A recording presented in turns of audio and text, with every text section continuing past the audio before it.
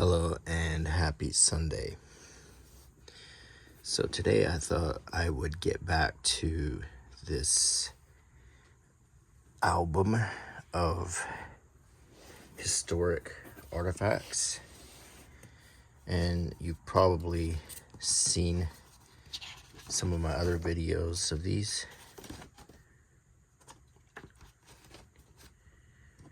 And I have quite a lot, starting with Victorian times.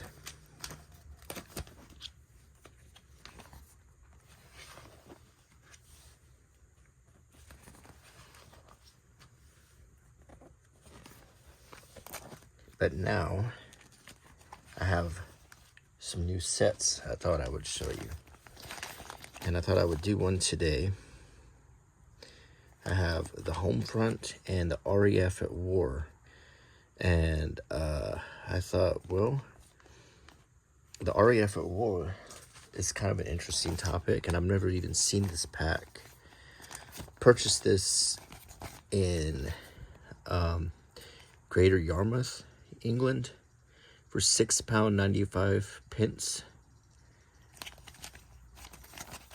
So we're going to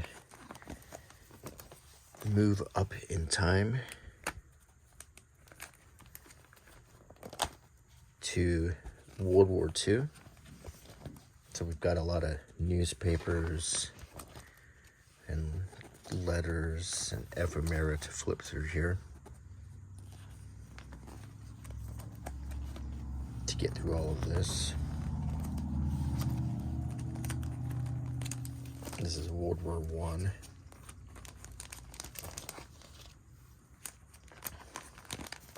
Sometimes I just like to pull this album out and just flip through it and just look at all the different things.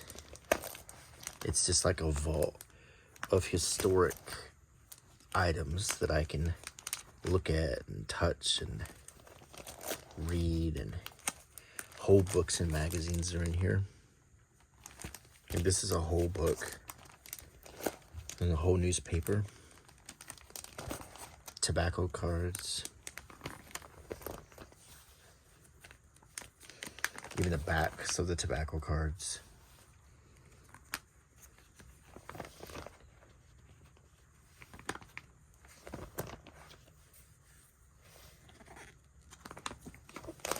When I think of the RAF and war, I think of the Battle of Britain, which is when Great Britain secured the airspace over Europe. They commanded the skies. And here in America, we helped with the Lend-Lease program by helping our allies with airplanes and bullets and weapons and all the things they would need to conduct an effective air campaign. So here we are. We're in World War II now. And this is a lot of stuff about the home front here. And let's find a good spot to start.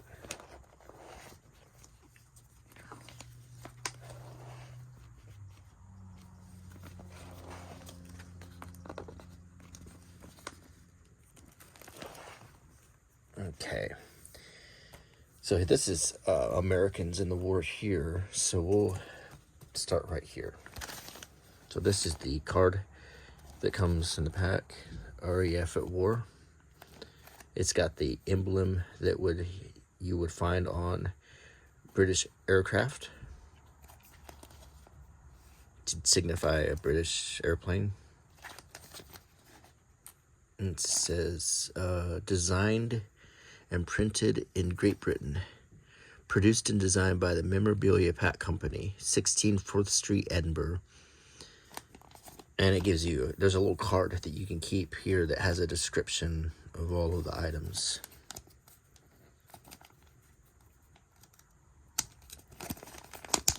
Okay, so let's go ahead and take this part off.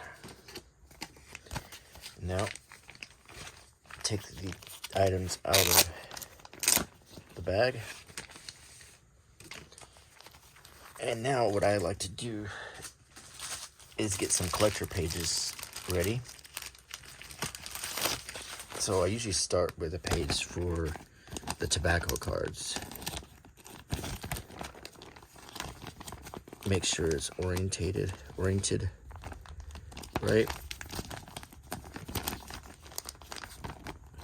Where you can get into little pockets.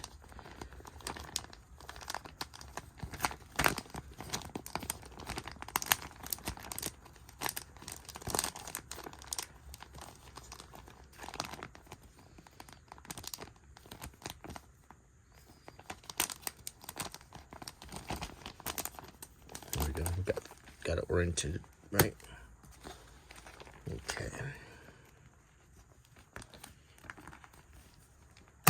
Okay, so we have, as always, some tobacco cards, a little rubber band holding them together, and you can take these apart, and each tobacco card has a British airplane on it.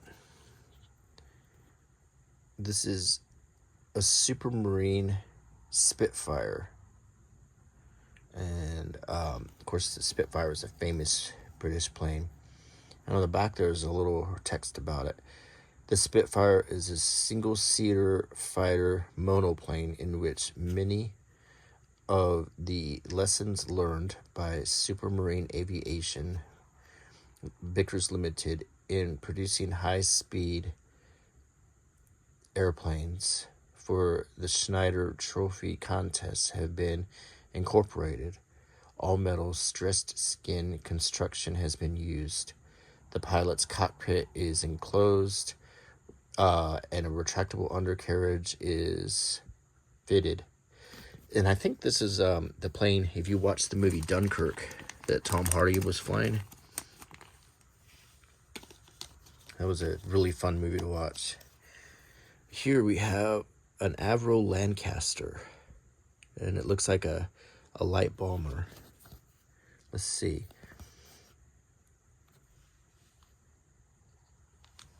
In 1941, the wing of the two-engined Manchester was redesigned. Did I say Lancaster? Okay. In 1941, the wing of the two-engined Manchester was redesigned to take 4 Rolls-Royce Merlins, and from such modification, the Lancaster emerged. The Avro Lancaster became one of the most famous heavy bombers in the Second World War. So this is post World War II. So these tobacco cards came out after the war, sort of to commemorate the planes. This tobacco card shows some planes lined up. They're biplanes. It says pilots running 2 machines to take off. And these are some old. I mean, there were biplanes used during World War II. Air raid precautions. A series of 50 pilots running 2 machines, interceptor models to take off. So these were interceptor planes.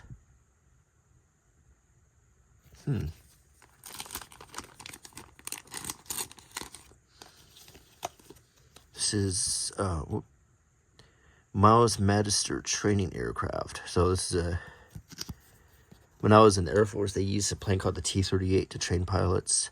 A Miles Magister training aircraft, a low-wing trainer monoplane built by Phillips and Powell's. The Miles Magister is fitted with a de Havilland Gypsy Major engine of 130 horsepower. Its lines are notably graceful.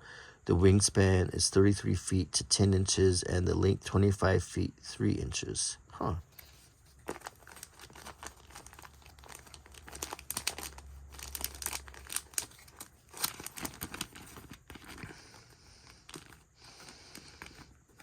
Try to get that pocket open.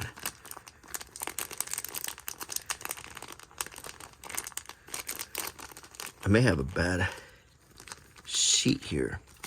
Let me see. I have to get a new sheet. I don't think there's a pocket that opens here.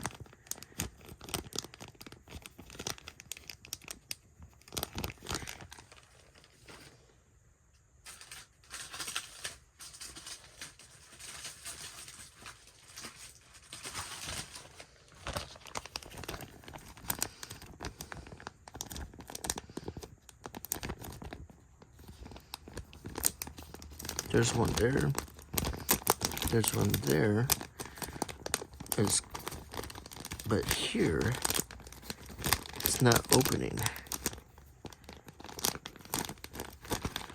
That's not cool. They didn't cut my pockets. There's one there.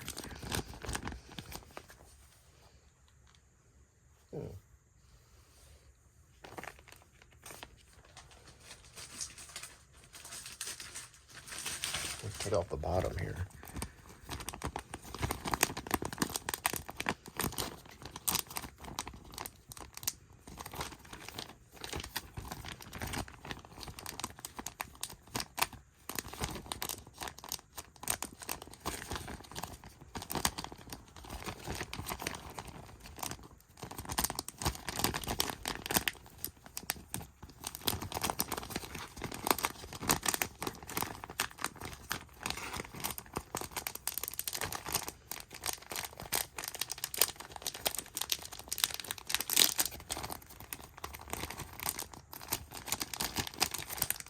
Make sure this didn't. Doggone it, this is cheap. Cheap garbage.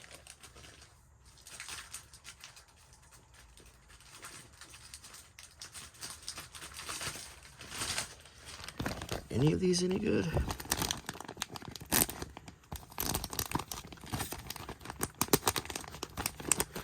Well, some cheap collector sheets, it looks like. Anyway, let's put these back.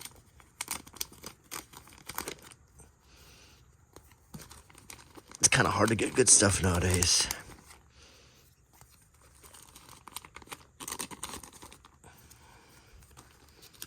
At least I can get a few in there. This is a short Sunderland flying boat.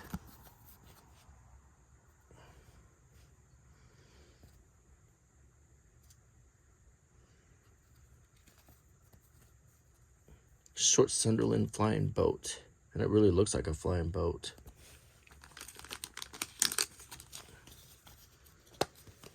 This is Bristol Blenheim bomber.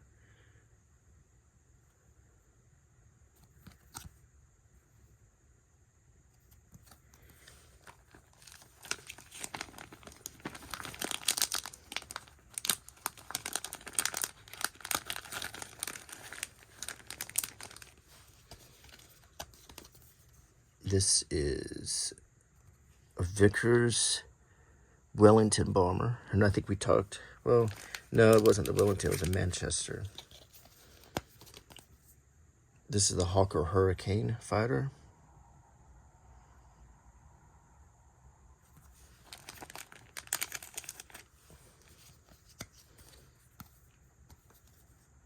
The Armstrong Whitworth Whitley bomber.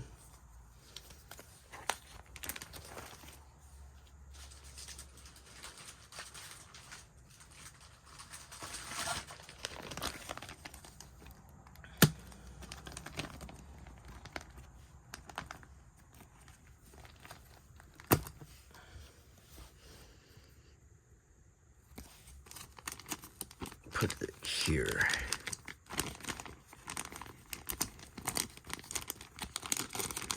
And finally, we have the Sword of Honor. It's a medal or a sword or an award. The majority of candidates for permanent commissions in the Royal Air Force undergo a 2-year training course at the Royal Air Force College at Cornwall as cadets. So I guess they get,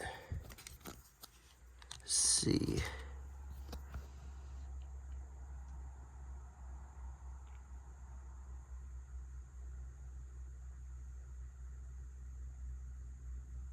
so the sword is given to an interesting custom which is observed at the annual passing out inspection of cadets at Cranwell is the presentation of the Sword of Honor awarded to the best all-around cadet of the senior term. We show Lord Trenchard, who is a Marshal of the Royal Air Force, congratulating the successful cadet after the presentation of the sword.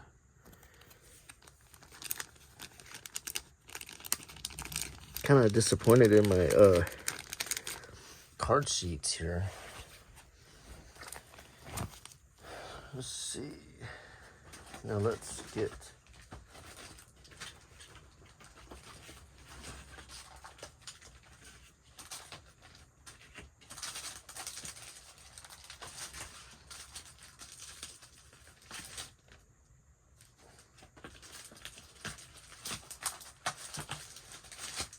some regular page protectors here. Okay. For our first item,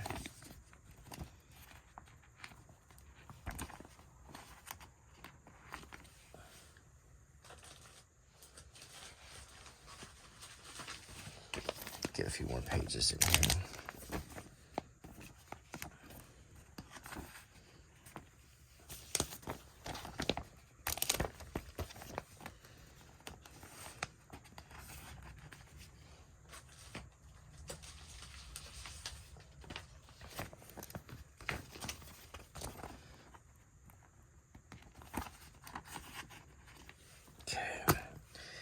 Let's see, we've got, well, let's start with some bigger things here.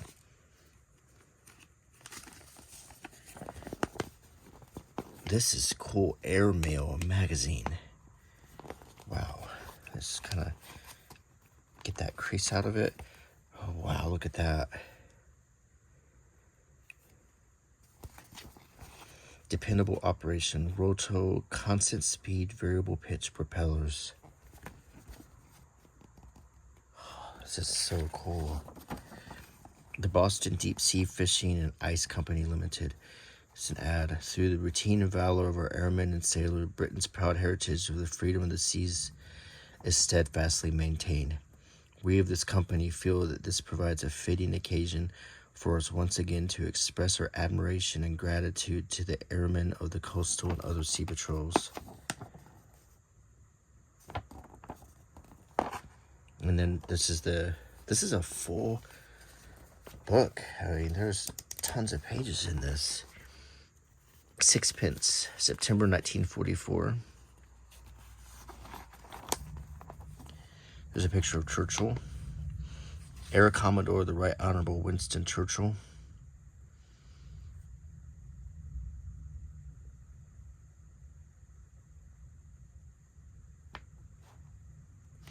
Views of the world, fascist frauds, gallant Greece, and the general chaos of world disorder. The desperate plight of the Greeks is apt to be overlooked with reference to starving Greeks, as though the two words had always been synonymous. Affairs can be judged by the recent action of the Nazi government allowing 8 neutral ships to carry grain from Canada to Greece. UNRA's priority job in Europe will be the rescue of Greece from its tragedy.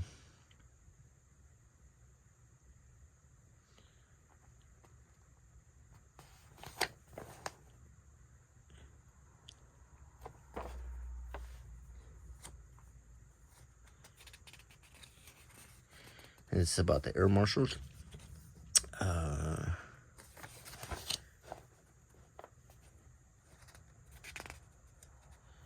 Dominions and Empire.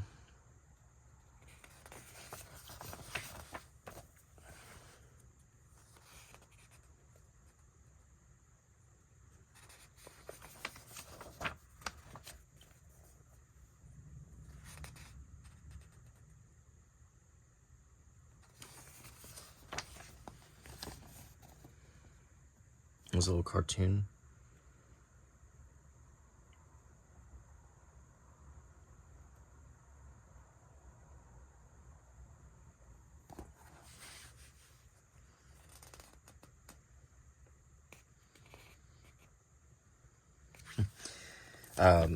What's all of this? I've been hearing about you eating ivy. Well, that actually was a song that came out around this time.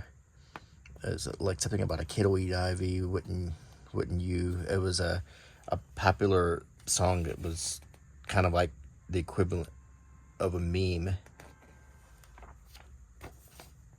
Rolls-Royce Griffin engines.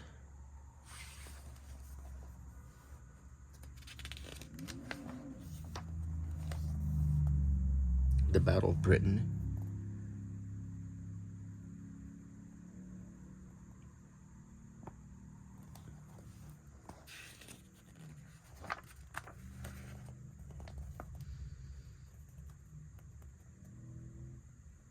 And it's talking about female airwomen.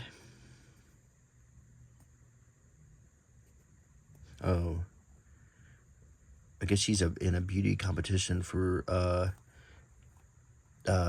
WAAF's women in the Army and the Royal Air Force.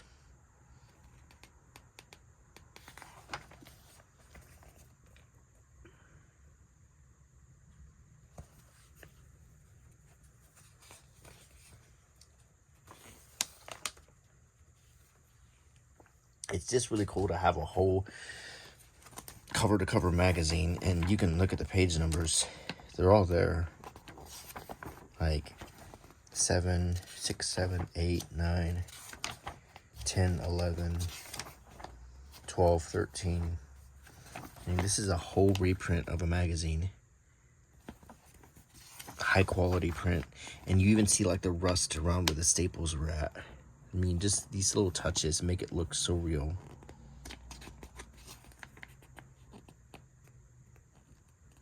And it's a concept of a future airplane right here.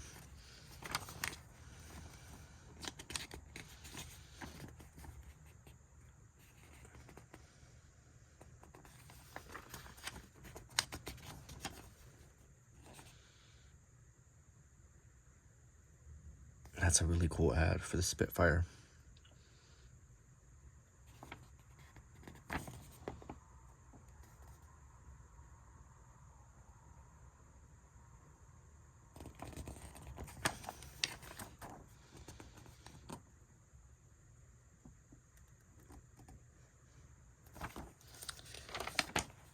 $27, $28, $29, $30 pages to look at here. That's a really, really cool reprint. Let's put it in here. So now we have our own copy of Airmail. What is it? This RAF Station Ford Christmas Dinner 1943 menu. Tomato soup, roast turkey, roast pork, force meat stuffing, sage and onion stuffing, bread sauce, applesauce, chipolata sausage, or is that chipolata sausage? Brussels sprouts, roast potatoes, creamed potatoes, Christmas pudding, cream sauce, rum sauce, mince pies, dessert apples, beer, minerals, and cigarettes. I guess what they mean is spirits. That's the back. That's really cool. So it's basically a Christmas dinner menu.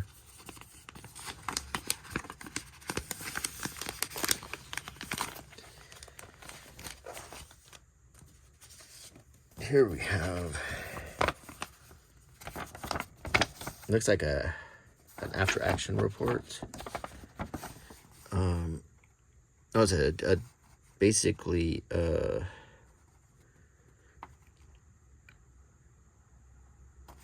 action report, yeah. Got one of the mellows on fire, whereupon the other left his charge and ran for home. Played with 111s for a bit, and finally, is that HE 111s, like Hinko 111s, but finally got out one in both engines. Never had so much fun before. Patrol party. 242 leading wing ran into the whole Luftwaffe over 1010 over London. Wave after wave of bombers covered by several hundred fighters worked into escort for arrangement and picked out a 109, had a hell of a dogfight, and finally he went into cloud. He inverted diving past, obviously crashed into and appeared out of control. And it's a list of the planes involved. Sky seemed empty, so went down to dangerous to wait for the look coming home. Saw two large formations of 215s, plus had a smack at each without result. Second lot had fixed rear guns and opened fire after after I broke away. Total log for today, 185, certain, not bad. So that's basically an after-action report for the Battle of Britain, which is a really interesting document. Get it in here, flatten it out. This is volunteer for flying duties, air crews in the RAF, and it tells you where to apply. And these are places in England: Aberdeen, Acton, Belfast, which is in Ireland, Birmingham, Blackburn, Bolton, Bradford, Brighton, which is a beach seaside, I think. Bristol, I think it's seaside. Cambridge, I've been there. That's where a college is at. Canterbury, I've been to. Oddfellows Hall. Cardiff, Carlisle, Chatham, Chester, Colchester, Coventry, Croydon, Derby, Dumfries, Dundee, Durham, Edgware, Edinburgh, Eltham, Exeter, Glasgow, Gloucester, Hanley, Huddersfield, Hull, Inverness, Ipswich, Leeds, Leicester, I think is how they say it, London, of course I've been there, Lincoln, Liverpool, Manchester, Middlesbrough, Newcastle I've been to, Newport, Northampton, Norwich I've been to, Nottingham, Oxford, Plymouth, Portsmouth, Preston, Reading, Romford, Salisbury I've been to, Sheffield, Shrewsbury, Southampton, Stirling, Swansea, Wigan, Wolverhampton, and Worcester. Wigan is when a long time ago in the 90s, I worked for a company called Milliken, and one of the mills burned down, and they sent a lot of our team to Wigan, England, to work in a mill they had there, a textile mill. Then here's vital needs of the expanding RAF. Make the RAF supreme. Air supremacy, of course. Production increases day by day. Every new aircraft needs a crew.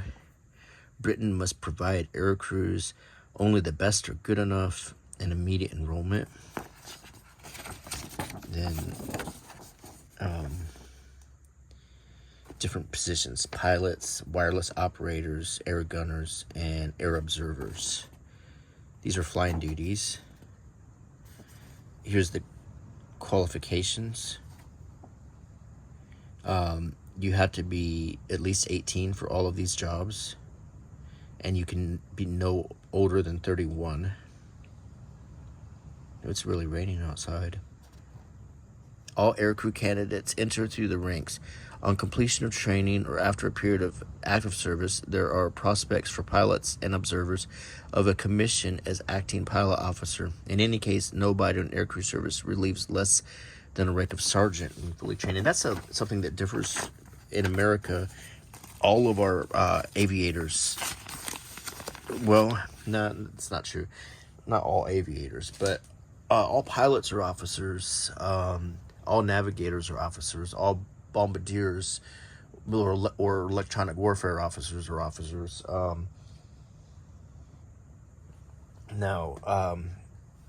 On flight crews, loadmasters, flight engineers, those are usually enlisted. But most of the people controlling the plane are officers in the United States. And I always thought that was interesting because I was looking at different ranks of in when I was reading about World War II, and found that a lot of the aircrew in England were non-commissioned officers, which I thought was interesting.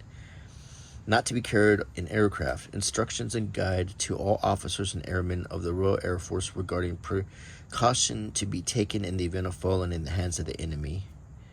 This is basically a POW guide.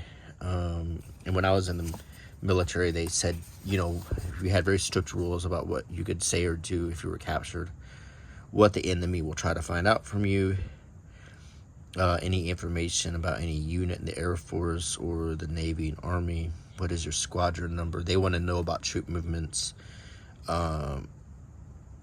types of aircraft, training information, technology information. Yeah.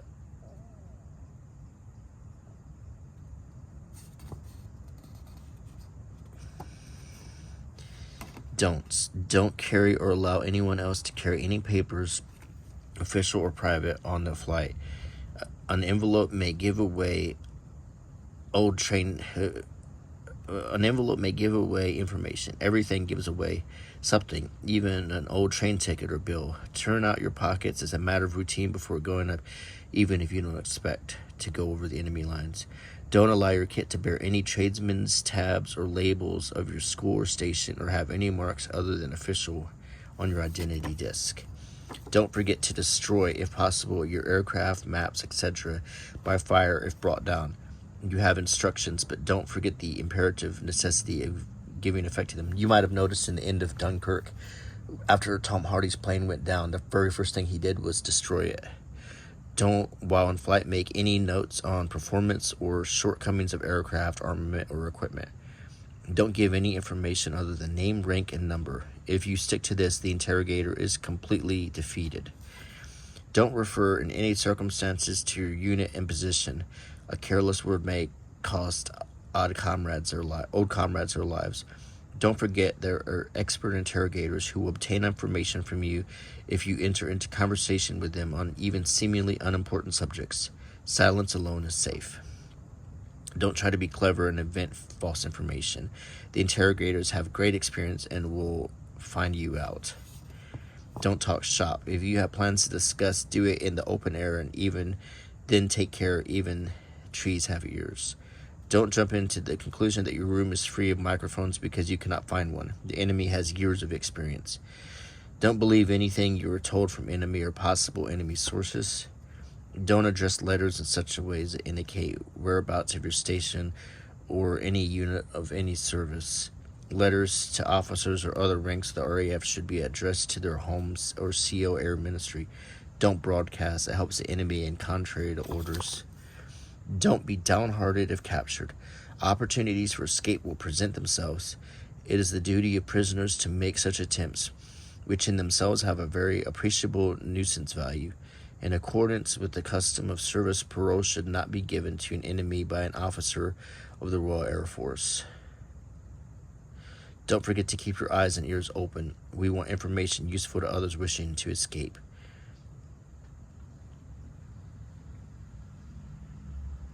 So there's a lot of protocol if you were ever captured by the enemy. Here's a book about the Battle of Britain, August to October 1940, and an Air Ministry account of the great days. And it's a kind of a narrative of the Battle of Britain.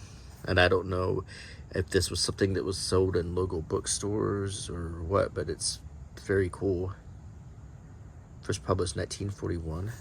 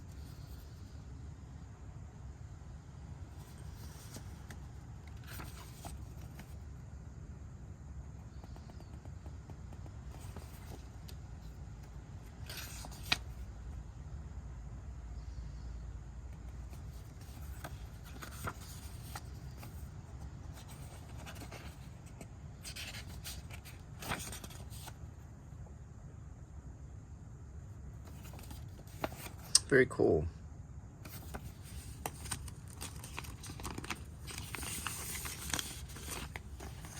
We have,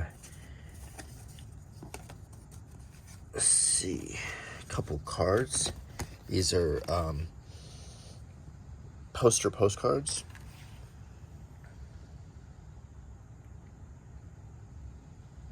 It's showing different places that they successfully conducted bombing campaigns against. And it says back them up. Showing the Royal Air Force in action. Never was so much owed by so many to so few. Winston Churchill said that quote. And another back them up card showing another action scene. And these are very cool.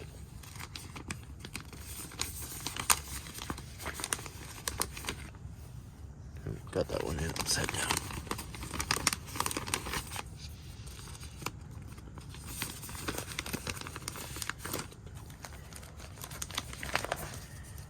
Let's see, this is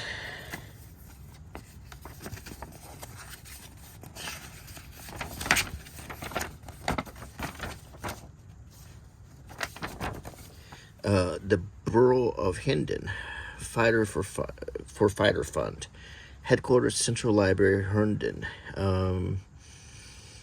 November 18th, 1940. Dear Miss Bird, I want to say thank you. The 20,000 pounds is in.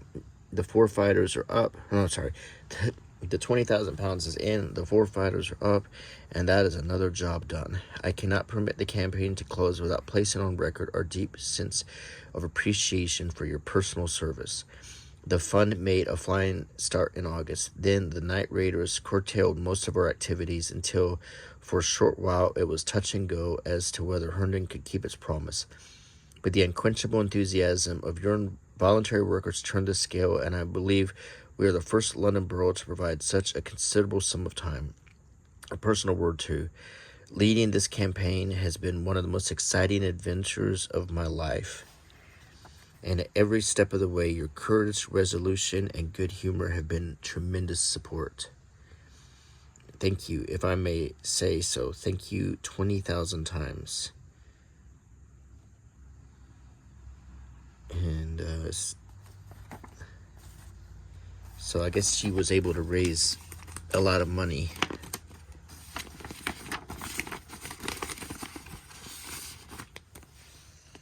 Okay, what do we have here? There's another picture of a pilot and a picture of a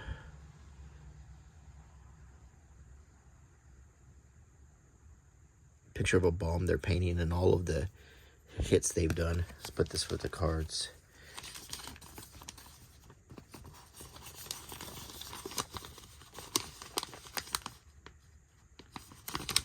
I wonder if that's a famous pilot. If anyone recognizes him, please let me know. And here's another picture of some gunners. It looks like he's in a nose turret, or he's getting ammunition fed in by, well, the guy on the ground is wearing a Mae West, so he's probably an air crew as well. And then we got some airmen waiting to get some downtime. You see they have sergeant straps on, and then there's the fighters. So the fact that they're wearing the Mae West shows that they're airmen. And the last thing is Form 557 Permanent Pass, Royal Air Force. Name Kim L, serial number, unit. He's in from the 2nd, is that Flight Tactical Squadron? Has permission to be absent from his quarters during off-duty hours, without permission to wear, with or without permission to wear plain clothes. So it's a Liberty Pass. It's a neat little thing that they would carry in their wallets if they got caught by the MPs. So RAF Pass. Small RAF pass granting permission to be absent from quarters and to wear plain clothes. So it's liberty. Poster images, combat report.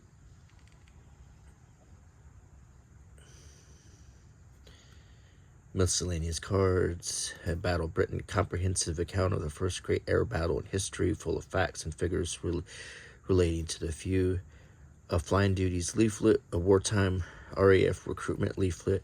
Once qualified, a pilot can expect to take home 13 quid a day. Instructions in case of capture. Fascinating leaflet advising pilots what to do if captured, such as say nothing. An airmail magazine aimed at RAF personnel, crammed with stories and photos relevant to the war effort in the sky. So it just gives you a list of the cool things you can get. These are some of the other memorabilia packs you can get. And we'll put this card with the others. And that will wrap up this entry into this huge journal of mementos. And I hope, as always, that you enjoyed the video. And I hope you like my channel. Please consider subscribing and clicking the bell icon and leaving a comment. And I'll see you again soon. Bye.